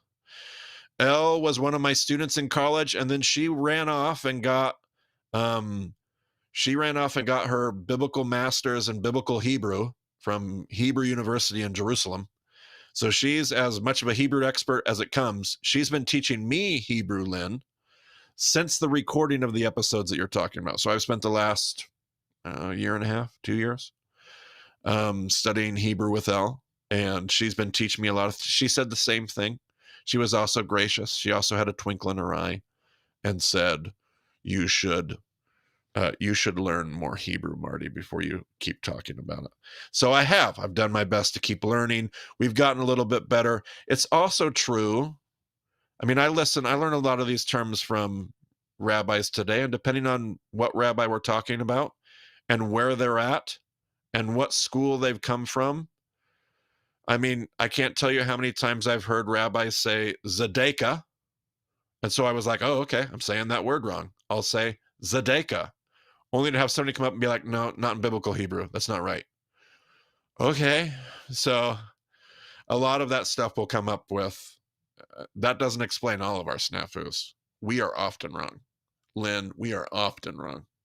And we are not the source for pronunciation. And then there's all kinds of other stuff where we're trying to strike some middle ground between saying Lot or saying Avram and still saying it without sounding totally like trying to make it flow while still recognizing the Hebraic background of the name, but also not having to say Yeshayahu whenever we're talking about Isaiah, because nobody would know what we were talking about. So we're also like striking all these middle grounds, which makes it more complicated and messy. Brent doesn't have the tools that I have, and even I don't use my tools all that was. So it's just kind of a mess. And that's okay. That's what Bema is. Bema is a beautiful mess. So I receive that, Lynn. You are not only correct, I also receive it and just say yes. And we're going to work at getting better. and we want our messy mess to be in front of all of our listeners, because I want them to learn the messy too. I want them to learn how to say things wrong and get it wrong and be okay. I want to learn all that stuff. Many people regard you as an authority, and they likely share this information in Bible studies and sermons. I get it. I know, Lynn, I get it. And other settings potentially perpetuating these mispronunciations. Although I've heard plenty of people, I mean, it's a little complicated, right? Like, I've heard all kinds of sources pronounce words officially that are not at all what I would call correct. Thank you for your dedication and valuable content you provide. You got it. You got it. We're going to keep doing our best. But Brent, what do you think? Well, I'm just giggling over here as you mispronounced mispronunciations as mispronunciations. So that's amazing. But I was I so as actually we speak English worse than I speak Hebrew, Lynn. So it's just no matter what language I'm speaking, I'm a mess. I'm a redneck from Idaho. Come on. yeah, the part of it, like as we've started recording session one again, I'm like, okay, what am I going to do differently? And I am trying to, back to that idea of striking a balance. Like some of the names are absolutely bonkers if you try to pronounce them correctly in Hebrew, and it's just like then now we're making our material inaccessible to people who otherwise would like to understand what we're talking about. And I think, sometimes having L on an episode is helpful in that regard because I might pronounce it in a more anglicized way that we're used to, but then she's going to use the other way. And so then you kind of get a little bit of both.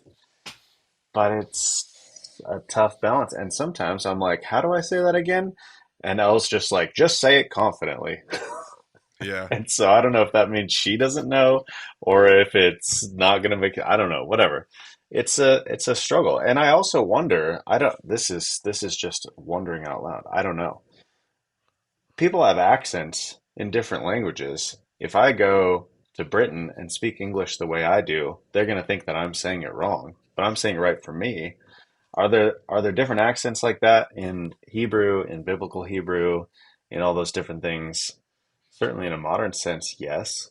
Does that mean it's Yep. wrong? I don't know. It's Yep. it's tricky, but we are thinking about it. If that we Yeah. we actually think about it a lot. If that's any comfort to you, Lynn. Yeah. Yeah. And to be fair, I'm sure Lynn would be saying, I'm talking about words like when you're using, I'm not talking about names, and I totally Hmm. get that. And Well, that's that's a good probably where point we too. make, yeah. And we make most of our mistakes there. I learned probably long after session 3-ish. I learned that the emphasis goes on the second syllable in a 3-syllable Hebrew word, generally speaking, like Zedekah. And I used to always put the emphasis on the ah at the end of everything. So yeah, I mean, I get it. Yeah, we're just making those mistakes. Um, and then the moment that I'm like, okay, I got the principle, then I apply it, and somebody's like, no, not this time. I'm like, gosh dang it. So, but yeah, I mean, I used to always say, like the holiday Purim. I used to always say Purim because I was like, Hmm. yeah, it's a Hebrew for, yeah, it's Purim. And then I heard every Orthodox rabbi I ever heard say Purim, and I was like, oh, okay. So I started saying Purim. I just heard a rabbi, Orthodox trained rabbi, 2 months ago call it Purim. I was like, what in the world is going on? So I'm never confident about anything. There you go. Clarine does say it's a beautiful example of starting where you are and growing. You modeled it, just start. That's what I do love about what we do. I'm okay. Like I've had to come up, like there's a few moments of imposter syndrome in my, I say a few, more than a few, regular moments, regular cycles of imposter syndrome in my career. And I've just had to lean into what I am. I'm not super educated. I don't have a bunch of seminary degrees, letters after my name. And so what do I have to offer? I have to offer the journey that I've been on, which is so similar to the journey that either a lot of you are on or you could be on. Like what I have done with my life and my learning is something that absolutely anybody hearing my voice right now could do. Anybody could do that. Um, I've had to grapple with like, are we the Bible Project? And the answer is no. We're us, and we're going to be that, and they're going to be them, and that's how this thing works. is we all get to be each other, and I got to make sure I don't try to be.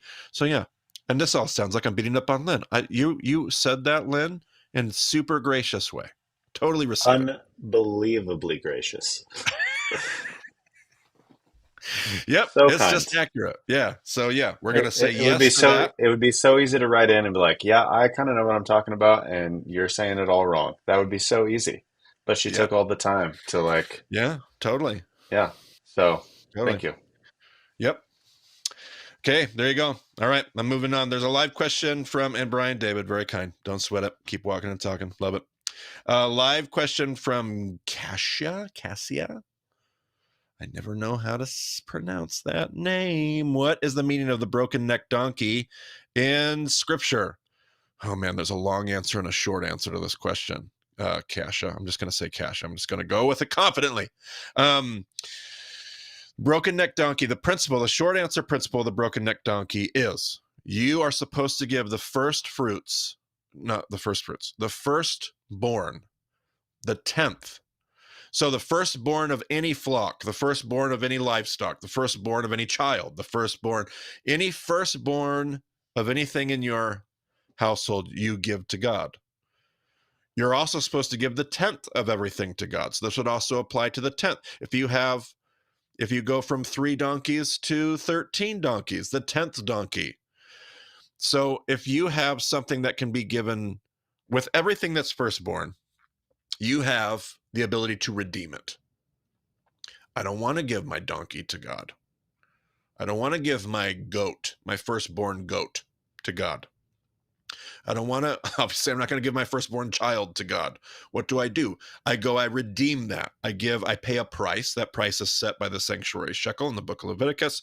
I go and I give that price and I redeem that firstborn. I say, God, this is yours. I'm going to buy it back. And God said, you can buy it back for me. That's how I want this to work. I just want you to acknowledge that the firstborn and the 10th is mine. I want you to be reminded of where this all comes from. And so you go, but let's say you can't afford to redeem an animal. If it's a clean animal, if it's a goat, I can give it to the sanctuary.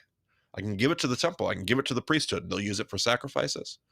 They'll use it for other things. They can sell it and use whatever if it's clean, I can literally give it to God. Some people might even think of stories like Samuel, Hannah, prays for a son, prays for a child, prays for a child. If you give me a child, and she essentially dedicates she gives Samuel to the temple, essentially. She gives him as a servant to Eli, who's a priest. So you can give, but if it's not clean, like a donkey is not a clean animal. You can't sacrifice a donkey. You can't. So how do I redeem it if I can't buy it back from God, but it's not clean and I can't give it to the temple? I can't give it to the sanctuary. What do I do? The principle here is that you take it out into the wilderness and you break its neck. It's kind of like it's not a clean animal. So you can't offer it as sacrifice. You still give it to God. I'm sure many of us would start to have some commentary about it feels like a barbaric practice. I get all that, but that's the principle of the broken neck donkey. So there's a longer explanation about why is that the third law. Have you ever seen Jews wear tefillin? So they have those boxes. They have a headband and they have a box on their forehead. And then they wrap those leather straps around their arms. It's called tefillin. And you put it on your arm and it sits right next to your heart because God said to take his commands and write them on your foreheads and bind them to your heart. Well, I can't actually bind it to my physical heart, so I get as close as I can. And that box sits right here on my bicep and it sits right here on my forehead.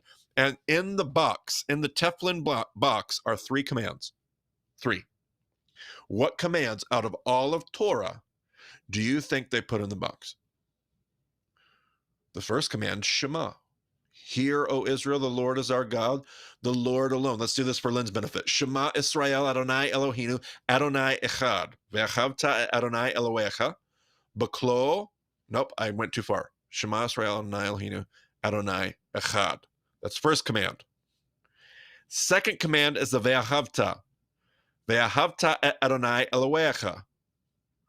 Love the Lord your God with all your heart and all your soul and all your might. So the first command, Shema. The second command is Ve'ahavta. The third command is the broken neck donkey. Of all the commands they have in Torah, the third command in the Teflon box is the broken neck donkey. Why? And the rabbis teach it's because of the Passover. The Passover was a story of firstborns. The Passover was a story of God redeeming a firstborn out of Egypt. And he wants you to always remember that that's your job. Your call is to be the firstborn of God. Firstborn child of God. So there you go. That's the long answer. Dylan says, I'm confused about something I see in the first verse of the last chapter of Mark and the first verse of the last chapter of Luke. Why would there be women who go to anoint Jesus' body with spices? Would that ever happen in the Jewish world, where an opposite gender would apply spices to the dead body? Not only is there ever a time that it would happen, it will be every time that it will happen. Dylan, actually, believe it or not. Let me finish reading your question. Also, if the body were already in the tomb, why would anyone apply spices? My Bible footnotes say it's for the color, the odor, excuse me. Some of it's for the odor. But once it's in the tomb, does that matter? I know that John's account cleans that up and has them putting on spices before burial. But I feel that there would be a big deal in the Jewish world to have a woman do that to a man's corpse. Not at all. When somebody dies, you have a family tomb. So your whole family has a tomb. Inside the tomb usually sits at least one, but oftentimes up to 3 benches. So you walk into a tomb, there's 2 rooms. There's the initial room in the front, and that room will often have 3 benches. You could have 3 different dead bodies, because here's what you're going to do. When the body dies, you're going to take it and you're going to put that body in the tomb. You are going to embalm it. You're not going to embalm it. Excuse me. I meant to say the exact opposite. You are not embalming. The Egyptians were the ones that embalmed. Okay. You are putting spices on. Some of it is for the odor. There is some spices for the odor. Why would that matter? Because you're going to have to go into that tomb when Uncle Joe dies 3 months later. And Aunt Betty is sitting in the tomb 3 months. So that's why. But third, you're actually wanting to speed up the decomposition. So you're wanting to speed up. You're not trying to embalm. You're doing the opposite. Because on the 1-year anniversary of their death, you are going to go into the tomb and there's just going to be in 1 year, it's going to have to completely decompose. There's just a skeleton sitting on the bench. You're going to cut the tendons. You're going to take all the bones. You're going to put them in a box called an ossuary. And you're going to slide that ossuary, which is the person's bones. So the scriptures always speak of my bones. Take my bones. The bones are carried in a little mini coffin, size of a carry-on suitcase. And you're going to slide that ossuary into your whole extended family is going to have a niche, a cupboard, a hole in the backside in the back room of the tomb. And your family, and then your cousins and your cousin's family, and your next cousin's family, and every extended family has a place where they store their family's bones. But you put that body in the first room in the tomb, and it sits there for 1 year. On the 1-year anniversary, when the guy comes and says, "Let me go bury my father," he's not talking about a dad who's almost dying. He's talking about a dad who has died. His dad is dead. And it's within the 1-year window of his dad's death. The Jews had some theological superstitions that believed that if they did the 1-year anniversary correctly, it helped the deceased in the afterlife, in the age to come. That's what Jesus is saying when he says, let the dead bury their own dead. Like, don't get caught up in these theological superstitions. But you come follow me. So that's what's happening in the tomb, and yes, the women would absolutely, they are the ones that would typically have done that process, not the men. The women, it's a maternal job. And I think your question is kind of assuming like the man's body, like the naked man's body, like that culture, nudity, they're not a hypersexualized culture like our culture is. Like that's not at all the issue. So women's jobs were often the job of, I say embalming, but that's not the process, but you get my point. They're the ones that are doing the spices. Everything you're reading about in the Gospels is completely correct. The thing that's tossing it for a loop is that it's Sabbath. And so they got to get home for Sabbath, and then they're going to come back later. It's the only choice they have. Like, they're not going to work on Sabbath. They're not going to do the spices on Sabbath. So they got to get Jesus into the tomb, and then they got to get home before sundown. And then after sunrise on Sunday, after that morning, they're going to come back and they're going to finish the job. That's when the resurrection, that's when the tomb is empty. So there you go. Great question. We talk about this in Turkey. Going to be there in a few weeks. Let's see here. Brent says there's only 3 questions left. We need more. What? Live question from Joe. Thank you to you and your team for the mission of impact in Bema. You're welcome, Joe. Thank you. My wife and I had the wonderful opportunity to hear you and meet you in person in Charlottesville. Yeah, that was a fun weekend. That whole time was fun. Man, Charlottesville is great. What an awesome place. I love Charlottesville. It's one of my new favorite places. What biblical messages are making the most impact to reach the current social media-driven student culture, whether it's high school or college? Oh, goodness, Joe, what a good question. I don't know if I could really say, like, with authority, like, this is the thing that's making a difference. You probably heard me in Charlottesville talk about Philippians 2. I'm not necessarily sold that that's what maybe the young people, high school and college, what I'm really drilling home for them or what I really want them to hear. I think that's more of a church at large conversation, including high school and college. I don't know. The thing that is,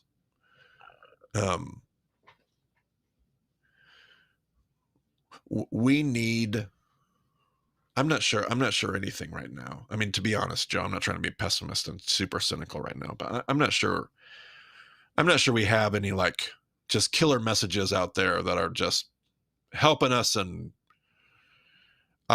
we have got to figure out, and this is going to be another stupid, ugly year of election season. It's going to be another year where people don't want to go home for Thanksgiving and Christmas. Like, it's going to be another year where you can't see your parents and you don't let grandparents see their grandkids because we can't, and like, we can't get along and we're all behaving like idiots. And it's going to be another one of those years. And we got to figure out how to start seeing each other's humanity again. Like, we got to figure out how to stop categorizing. I'm on this side. I'm on the right side. I'm on the side of justice. I'm on the side of whatever, fill in your blank. That goes for young people. That goes for young people. I need a generation of people that know what wisdom tastes like and can help mentor our young people with wisdom. Because I need an army of young people. We all do. To be honest, you need it. We all need an army of young people armed to the teeth with wisdom and discernment. And by that, I mean like a shrewd ability to not get caught up in this side or that side. To not get caught up in this hashtag and that. We're all just playing. Like, I'm watching some of my favorite young people play the same exact game that their boomer, whether it's parents, grandparents, mentors, church leaders, that they're so angry at, and they're just playing the same game. They just switched sides. And I don't have. I'm not hearing that message out. I mean, it's out there. Like, that was really cynical of me to say, but I don't have that message nailed down. I don't necessarily know what the message is. I'm not hearing it necessarily from everybody else. But if we don't figure out how to all see each other's humanity again and call ourselves towards the same team. It used to be young people where that's where I saw all the hope, and I still do. But they're getting suckered into all the same garbage that you and I have been. Stinking idolatry. Anyway, don't even know what to. That was really, I wasn't prepared for that live question, Joe, so I don't have a great answer. But those are just some thoughts. That's what I long for. I'll put it that way. I don't know what the message is, but that's what I long for. I want a generation of people. It's like, no, I'm not gonna do that. I'm not gonna buy into that. And I have convictions. I have convictions about Israel and Gaza. I have convictions about conservative politics. I have convictions about whatever. I have convictions about all these things. And you know what? I see you. I see you. I see you and your fears, and I see you and your gifts, and I see you. And I'm not going to play this game. I'm not going to let you play it. And nope, I'm just going to. Somebody asked a question at the beginning of this night. See, now you're getting me amped up. Somebody asked me this question at the beginning of this night about communion. That's why we do the Eucharist. Because that's supposed to be the space where we all come together, and we're like, not here. Not here. Not today, Satan. Like, nope, not here. We're not doing the whole I'm in, you're out. Not here. Not at this table. This table doesn't have room for that. There are no seats for the people. There are no seats for winners. There are only seats for people that are here to like serve each other and call out the best. So anyway, that's my. Jeff says it's not a particular. My guess is it's not a particular passage, but rather living out the kingdom of. I mean, yeah, sure, absolutely, 100%. They desperately want to see it lived out, walking the walk. Yeah, and I think that's at the root of what I'm saying. But I also think it's taking on a unique form. I mean, I've been saying that. Others have been saying that. Living out the kingdom of shalom. I mean, that's what the answer is always going to be, right? For sure. And yet that meant something 5 years ago. That meant something 10 years ago. That if we're still assuming the same thing, we're barking up the wrong tree. And so I think, Jeff, you're totally right. You're completely right. And yet we need to be real careful that we understand what that kingdom of shalom is asking of us. Yeah. Yep. Philippians 2, Tim says, make all others more important than yourself. I mean, that's just going to be true all the time. I mean, you guys are on it. If we were to do what Tim's saying, if we were to do what Jeff is saying, I mean, how could we go wrong? We can't go wrong with that. But let's be honest about what we really, if it doesn't prick our hearts, if it doesn't make us uncomfortable, we probably need to do some more digging. I'll put it that way. I'll put it that way. All right, here's a question from Zinan. Who knows? I am probably not pronouncing that name correctly. And I don't even know which, with a name like that, they are from New Zealand. I'll put it that way. Apologies if this is a question already covered elsewhere. I'll accept your apology only if you accept my apology for how I just pronounced your name. So there, we're even. Okay.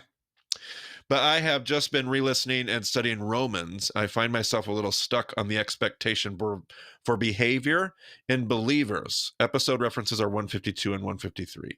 I interpreted what was spoken about in the podcast to essentially be don't find justification in the works of the law, but rather in Christ, trusting the story. Yet I find the line between Gentiles don't need to obey the law and follow God and walk in his ways confusing. Basically, I find myself unsure of how I ought to behave. Should I aim to follow God by walking in the ways of the law, as interpreted through Jesus and the apostles' teaching? Or is there another more obscure way of behaving that aligns with freedom and grace through faith? Zinan, I have a sneaking suspicion based on this question that you may be listening to Romans in a vacuum. I could be wrong on that. But if you are, Romans comes very particularly and intentionally on the heels of a verse-by-verse journey through Galatians, where we deal with, I really tried to deal with the question you're asking over the course of 6 episodes, really, really in depth. And then that comes on the heels of Acts. So again, I'll just say the podcast is meant to be a journey from episode 0 all the way through, because we give you tools intentionally at different times just so that you have the tool. We can't give it to you all at once. It wouldn't make any sense. So we give you tools along the way so if people pop into Revelation, like, and I don't know if this is what you did, Zion, I have no idea, but we have a lot of people that pop in and just listen to Romans because Romans is like the only book of the Bible that Christians ever seem to care about. Or people jump into Revelation because they just want to hear the Revelation stuff. The problem is that they've missed all of the tools that we're assuming as we record those episodes. So if you have listened to all of session 4, and again, it could be like the question we fielded earlier in the live stream where there's a million reasons why we just miss it or those kind of things. But yes, the case we make in the verse by verse journey through Galatians is that Jews are Jews. Jews are under a Jewish covenant, the covenant of Sinai. The covenant of Sinai was made with the Jewish people. It was not made with all of creation. It was made for a particular group of people, and they're under that covenant. Gentiles in the New Testament are welcomed into the family of faith, but not as Jews. In the gospel, they're welcomed in as Gentiles. They're under the Noah covenant, the Noahic covenant. That's the covenant that was made with all Gentiles, all creation.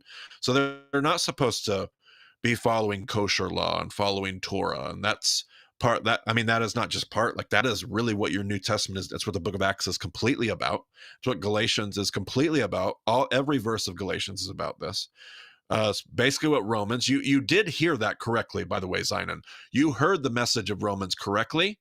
You picked up on it. What may be missing potentially is that discussion about Jewish observance and Gentile freedom. So if you're a Gentile, the call for you is to be free. It's for freedom that Christ sets you free. Galatians is written to Gentiles who are wanting to be Jews. I'll say that again. Galatians is written to a bunch of Gentiles that are thinking about just becoming Jewish. Like if they just take on Torah, it can solve all their problems. And Paul's message is, if you do that, you ruin the gospel. Because the gospel is that Jews who follow Torah sit down next to Gentiles who don't, and they break bread together in the kingdom of God. Jew and Gentile together. And the goal isn't that the Gentiles end up becoming Jewish by the end of the story. No, Jew and Gentile, that is the gospel. And so Jews are supposed to use their covenantal relationship to be on mission with God. Gentiles are supposed to use their freedom to be on mission with God. And so the idea there in Romans, and that part wasn't the point of Romans. I could see that as you were hearing the point of Romans, that's what's percolating in the back of your mind. You're like, wait a minute, I get what's being, because Romans isn't having that conversation. Romans is having a conversation of there's a group of Jews and there's a group of Gentiles in the same church, and the Jews are kind of lording it over like it's our story. And Paul's like, no, that's not the gospel. The gospel is that we're all saved by grace. All of us, whether you're a Gentile or whether you're a Jew, whether you're brand new to the faith or whether you've been following the faith for generations, it doesn't matter who you are. We're all saved by the same faith. We're all saved by the same grace. And so the only option that's left to us is just to love one another. That's it. Because there's nobody that's better than anybody else. It doesn't matter who you are. It doesn't matter how long you've been here. It doesn't matter how much you know. It doesn't matter how Torah observant. It doesn't matter how righteous. That we're all saved by the same grace. And so the only thing left is to love one another. So that's the argument of Romans. So in the back of your mind, I hear you percolating like, well, wait a minute. Well, what does that obedience look like for me? And I would argue if you're a Gentile, your call is to use your freedom to show people the love of God. So what was the Noahic covenant? No idolatry. So keep your worship right. Worship the God of Israel. Worship the Creator God. Worship God. Sexual morality, honor other people sexually and other ways. Like sexual morality would be honoring the humanity of all other people.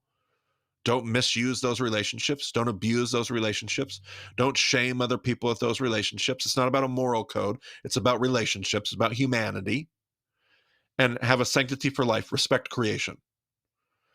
That is, by the way, that's the Noahic covenant. Those are the 3 laws contained in the Noahic covenant. And that is the depiction, rabbinically, of shalom. Shalom is depicted with a triangle of, where am I at? There's a relationship with God, mankind, and creation. God, mankind, creation. And when those relationships are right, you have shalom.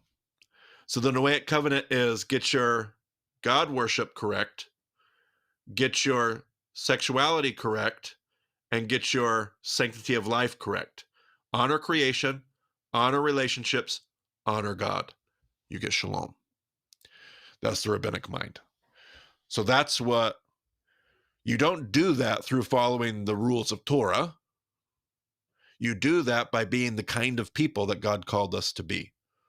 Did we learn through the people who honored Torah, who followed Torah? Did we learn from the Jews what shalom looks like, what goodness looks like, what righteousness is? Absolutely. But the way to that, Galatians says, isn't through Torah observance. The way through that is through faith. So live out your freedom, live out your faithfulness and freedom. Go find outsiders and love them. Go find the people that need help and help them. Like if this starts to sound familiar, like, hey, if you're hungry, give them something to eat. If they're thirsty, give them something to drink. If you're in prison, visit them. Like, take care of people, honor people. Get your God worship right. Get your relationships right. Honor creation in the way that you live. That's the call. And I know that for some of us, we would prefer to have 613 laws. Give me the code. But the other thing we learned through the whole story, whether you're Jew or Gentile, whether you observe the code or whether you don't observe the code, is the code was never the point. The code facilitates something else. And so I think this desire, what can sometimes be a discontentment, to accept my chunk of dirt, to accept my lot, whatever it is, my lot in life, my calling. Am I a Gentile? Accept my calling as a Gentile. Am I a Jew? Accept my calling as a Jew. I have a role to play in this. It's my calling. And we're always somewhat discontent about that. And we always want to be, we always think it would be better if I had the other person's, like it would be better if I had their freedom, or it would be better if I had their structure. Neither. Be content with the place that we're called and live that out to the best of our ability. Love the Lord your God with all your heart and all your soul and all your might. And if it's in freedom, then live it in freedom. There's a whole bunch of letters in your New Testament talking to us about how to do that well. And if it's Torah and a Sinai covenant and the story of the Hebrew scriptures, then live that well. And there's a whole bunch of books in the Hebrew scriptures talking about how to do that well. So there you go. Those are my thoughts, Simon. Live question from Brent, but not Brent, the other Brent. I would love some background on Philemon and Onesimus and the cultural background of how big of a deal it was for Onesimus to run from Philemon. Well, I'm going to recommend that you listen to the Philemon episode for the background, because it's all there. How big of a deal was it for Onesimus to run from Philemon? Well, if you're just in the Roman Empire, let's put Philemon aside for a moment. A slave that runs away is a dead slave. A slave that runs away in the Roman Empire is guilty of capital punishment. So you lose your life if you run away in the Roman Empire. You can be saved doing one of a few things. You can run away and disappear and hope that nobody ever finds you. You can run away and basically run to the authorities and say that you've been so mistreated. They're probably not going to grant you your freedom. They may sell you to another, do a slave swap, or sell you to another situation, but they're not just going to like waive whatever debt that you owe. So that's really not going to like serve you. And their incentive to honor you and listen to your case is super low. So that's not a great idea. Your third option is to run to somebody who is a Roman citizen and is a class above you, the system of patronage. We often talk about the system of patronage. So go to somebody who is above you, and maybe even particularly above whoever owned you as a slave, and plead your case and hope that they use the systems of patronage to help you out. This seems to be what Onesimus did. He runs away from Philemon, who knows why, and he goes to Paul. Now, there's some debate as to where Paul is. Some will say Paul's in Rome. Maybe Paul's in Ephesus. If you're trying to run away and disappear, that's not where you're going. That's a bad idea. So it would appear that Onesimus is running to Paul because remember, Paul's a Roman citizen.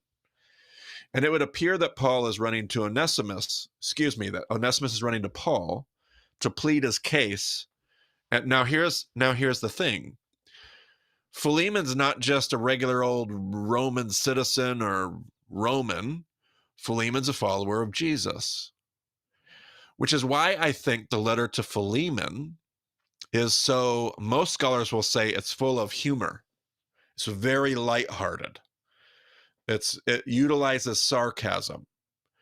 Like most people will not, everybody agrees with that, but every scholar that every teacher I've ever learned the letter from and almost every commentary I've ever looked at says, this is either drastically humorous or Paul is humorously overplaying his hand with a wink and a nudge, right? Because he knows that Philemon, in the name of Jesus and in the name of the gospel, is not going to kill his slave. He can't. He just can't. You can't and call yourself a Jesus follower. So what he's doing is he writes this letter to Philemon. He CCs the whole church, by the way, on the email. So he doesn't just write a letter to Philemon. He says, I want you to greet everybody in the house and read them this letter. So the whole church is going to hear what Paul has to say to Philemon.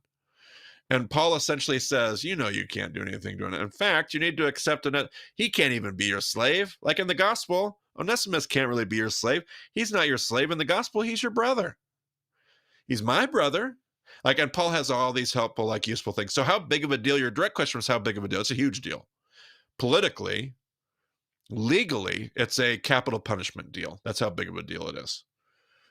How big of it is a deal in the gospel? I think Paul's like, come on, guys. We can't be doing that. We have to be setting people free. We have to be breaking bread. We have to be celebrating the Eucharist. That's what we got to be doing. So there you go. Good question, Brent. Brent, not that Brent.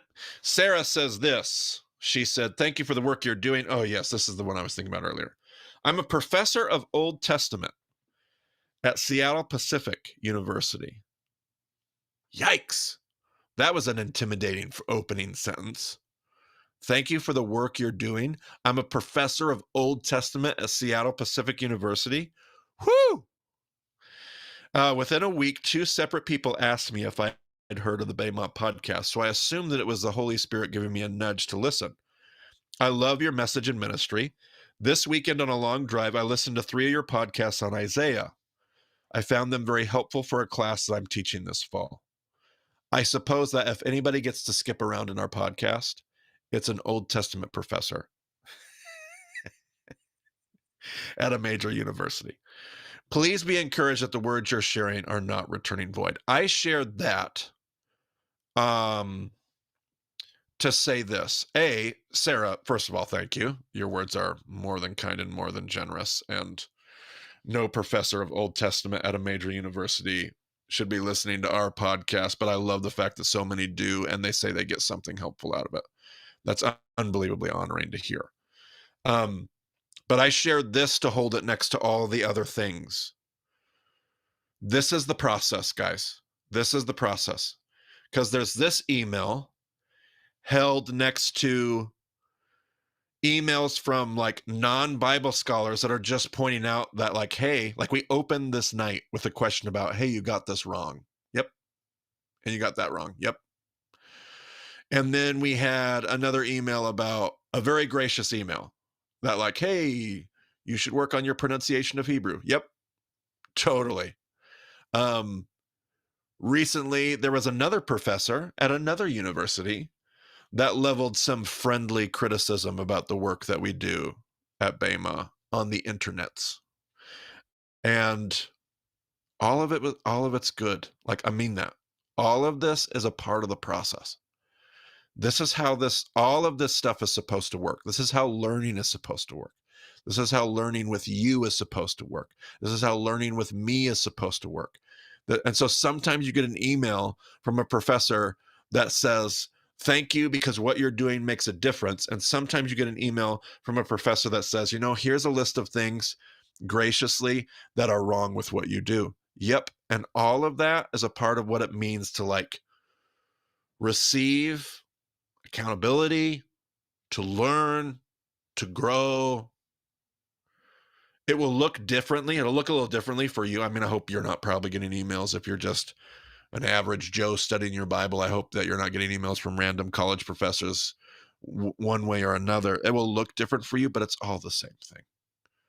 We're all going to make mistakes. We're all going to get things wrong. We're all going to, that's a part. So I put this email in here like on purpose, just so I could make that point.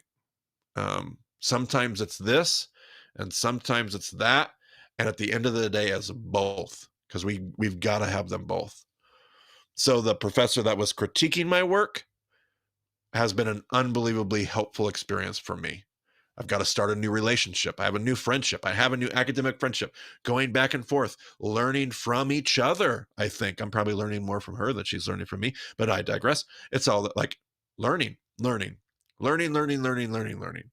Never feeling like you've arrived, never feeling like, always knowing there's somebody in front of me, always knowing there are people behind me, always knowing that there's a part that I play, and never letting the imposter syndrome win the day. Is that so? Hang on to the good emails, receive the bad emails. Don't hang on to the bad emails in any way that's not appropriate, but embrace them all when they're well-spirited, when they're gracious and generous, and use them all appropriately. That's why I shared that. So there you go. Brent thinks I need to rapid fire the rest of these. Oh, Brent, you have little faith.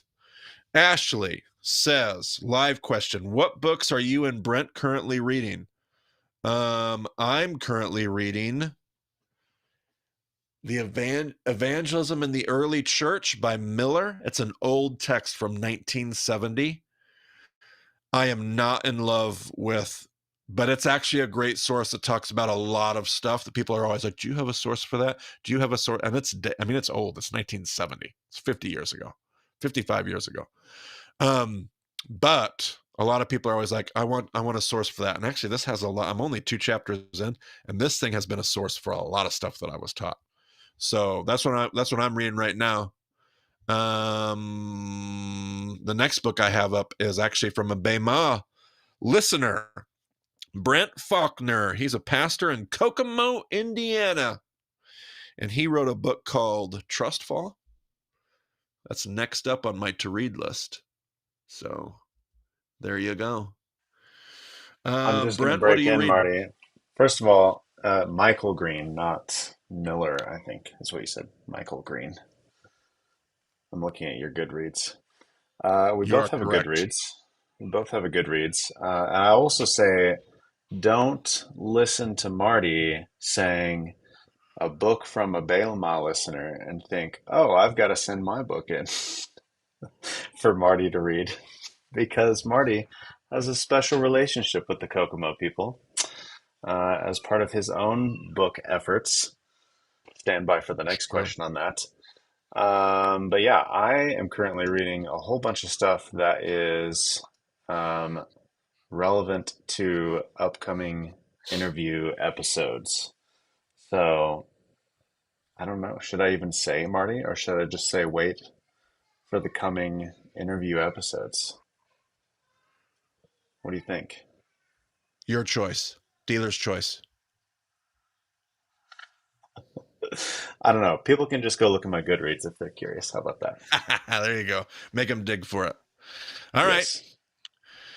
All right. Well, here we go. I'm going to keep going.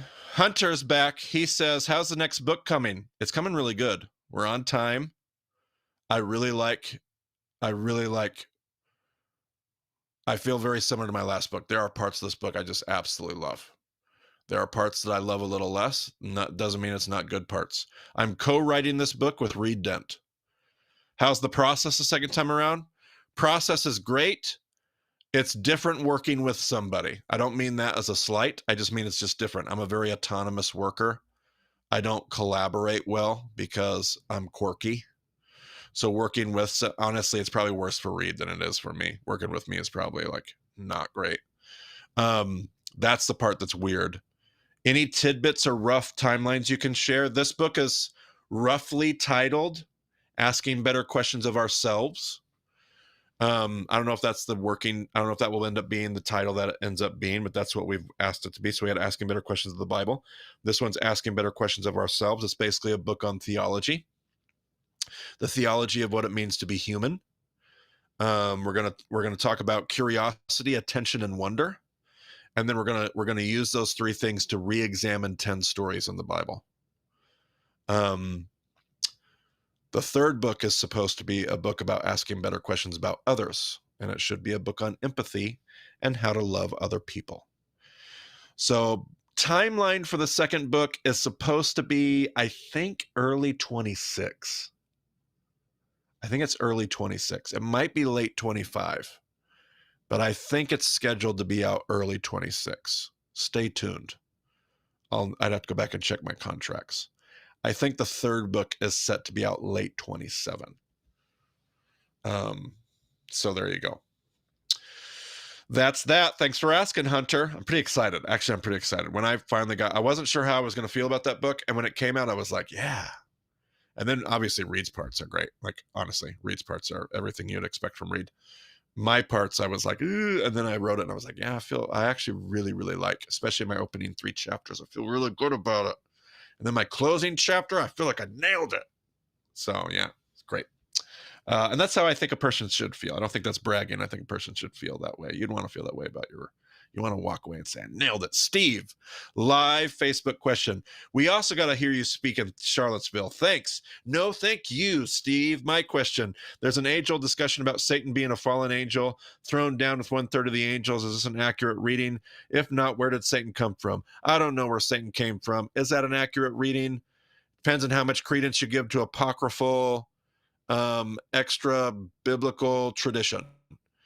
It's not when it comes to just pure exegesis, but there is some, I hate to use the term apocryphal because I don't know if that's technically apocrypha, but there is some tradition, there is some backstory, there is some Jewish midrash even at play sometimes in those things. And so that's where it comes from. It's not made out of a vacuum. I'm pretty hard on it in the podcast. Like if you get to session 2, Steve, I'm pretty hard on the whole Satan was a fallen angel backstory thing because I'm like, this is not in your Bible. And it's not, but it's also not made out of thin air. There is some tradition and some midrashic stuff that people are pulling on to create that story. So there you go. But I don't know where Satan came from. I actually have a BEMA FAQ on Satan, but it's probably generated more negative comments than positive ones. So I'll let Brent decide if he wants to link that or let people go dig it up and find it on my YouTube channel. But yikes. Tawana.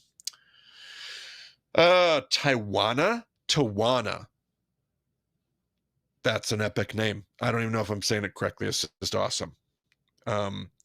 What dots do the Book of Revelation and the Old Testament connect that teach us more about the character and nature of our God? I don't know about the character and nature of our God. I don't know if that's the point or the. I think the character and nature of redemption, the character and nature of the arc of history, I think that might be more the point. It's not so much a theology work of the character and nature of God's person and personhood, but what God's doing, vindication, justice, hope, resurrection, shalom, restoration, new heavens and new earth. That's what we learned from Revelation. What we learn is that we know how this story ends. Do we believe it? We know how this story ends. We know what happens to evil. And we also know that evil is quite real. The dragon, the plagues, the beasts, the pestilence, the ugliness, those are all, that's not just like, ha, ha, ha, ha. Like that's real stuff in real history. All of that stuff. So, that's what we learn. We learn that evil is real but it doesn't win. At least it tells us that story again. And then says, do you believe that? Then live like it. Then live like it. That's what I think. Great question, though, Tawana. Are the seven nations, Janice has a last question. Are the seven nations listed in Exodus and Deuteronomy tied to the story of Noah, where 8 were saved? 1 Peter 3, in other words, the annihilation of these different nations, tied to God's original intent of the flood? I don't think so, Johnny's, in that mechanical sense. Like this is connected to this. This was that. What did Brent say here? Brent has a thought. Sometimes it's not all 7 listed in Torah. Yeah, I mean that is true.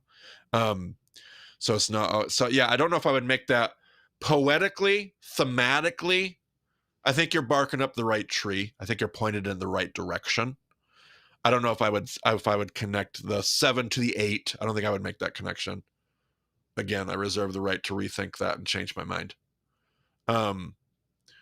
But I would more say the 7 nations will end up being the 7 nations of Canaan. You could say Joshua 3 verse 10. Joshua 3:10 will list the 7 nations of Canaan. And yes, those are literal nations, but they also represent something bigger. So these 7 nations in the land of Canaan are going to represent organized, civilized evil, which is going to give you echoes of the Tower of Babel. It will give you echoes of the flood and the Noah story. Echoes might be the right word. Direct ties mechanically, this came from this, maybe not, but echoes, I think you're in the right neighborhood. All right. 10:01, man, that's good. That's real good right there. Closing items. Next Q&A will be Thursday, the 19th of September.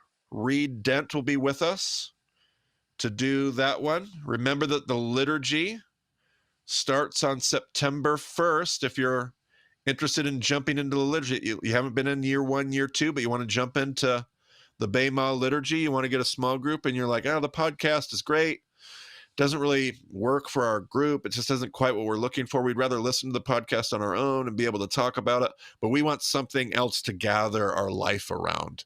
We're struggling with our church. We don't have a church home. We need something, or we have a church home and we need something to do with our small group. The Bema liturgy will take you through a whole church calendar year, and that starts September 1st. Shayna Lee says she missed me in Charlottesville. So bummed. Brent wants to remind us to sign up for the Bema Messenger. Stay tuned for all kinds of stuff. I'm going to let Brent say something here to close, but stay tuned to the Messenger. We got all kinds of stuff happening at the turn of the year. We got session 9 coming out here soon, probably in the next month or two. We've got session 9 that we'll be going from session 8 into session 9, a bunch of new series. We've got Chosen season 4 that's eventually going to drop. Our commentary, who knows? That'll probably be in session 9 at some point. But we got to start doing that. And we've got a reboot that we've been talking about, hinting at all night. That's going to launch at the turn of the year, guys. So 2025 is going to bring a brand new, updated set of session 1 episodes that are going to replace the old ones. And we're going to take you through that journey when we get there. So, Brent, what else you got to say? I'll just say if you want to sign up for the Messenger, I put the link in the chat. It's on the news page of the website. There's also questions about groups in various places. Go to the groups page on the website to see the map. Get in touch there.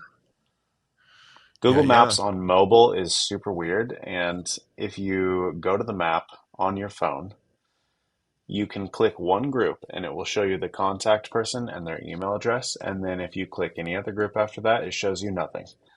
So I would recommend using your laptop or desktop to look at the Google Map. I don't understand how it's possible to, it's been like this for many months, maybe years. I don't know. But that's the deal. So check it out. There are a lot of groups out there, 400 plus groups. It's kind of crazy. I have comments about things like Google and Microsoft, but I'll keep them to myself, Brent Billings. We're over time, so we got to be done. No time for such comments. No time. All right, everybody. Well, I'll look forward to introducing Reed and turning him over to you guys in September. But until then, ta-ta for now. See ya.